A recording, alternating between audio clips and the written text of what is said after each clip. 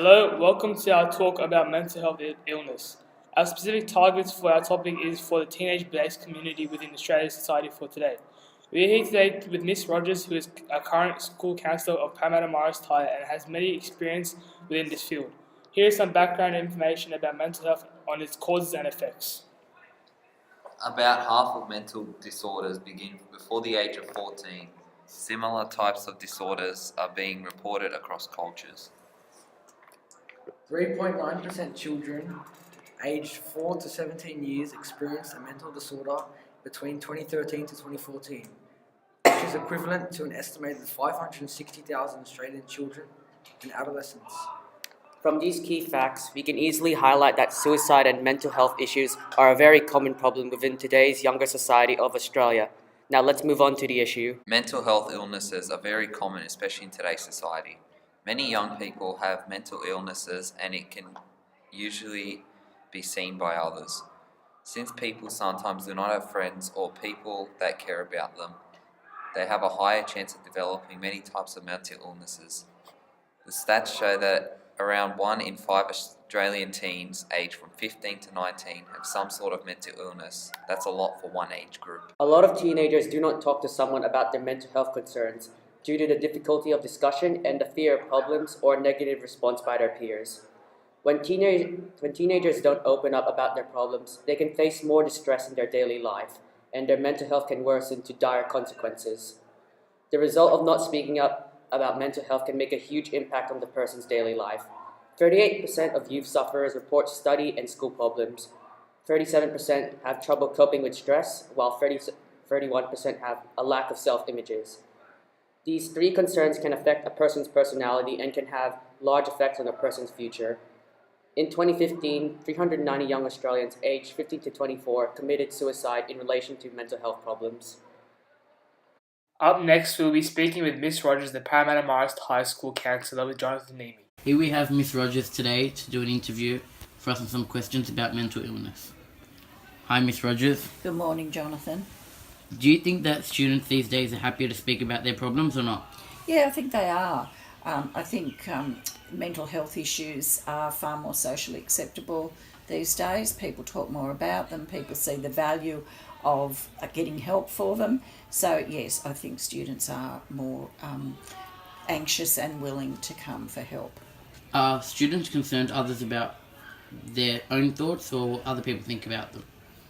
Oh, it's hard to say. I think some people are, and I do try and keep a level of privacy for students as far as, when they come and that kind of thing. Some don't care. Some are just so desperate for help that they don't care who else knows about it. How do you think we can minimise or perhaps stop mental illness from growing more? I think the main thing for that is continuing education for, young people and everybody for that matter. Education that there is help out there and where to go to get that help. I think it might not reduce it, but it might reduce the severity of it if it can be got early. And finally, how can we as peers help fellow peers who are suffering from mental illness? I think the answer to that is to refer them to professionals that can help. So their school counsellor, a doctor, a psychologist, and to do so as early as possible. And if they're reluctant to go to a professional straight away, then get them to refer them to a trusted adult who will then sort of take charge and guide them in the right direction.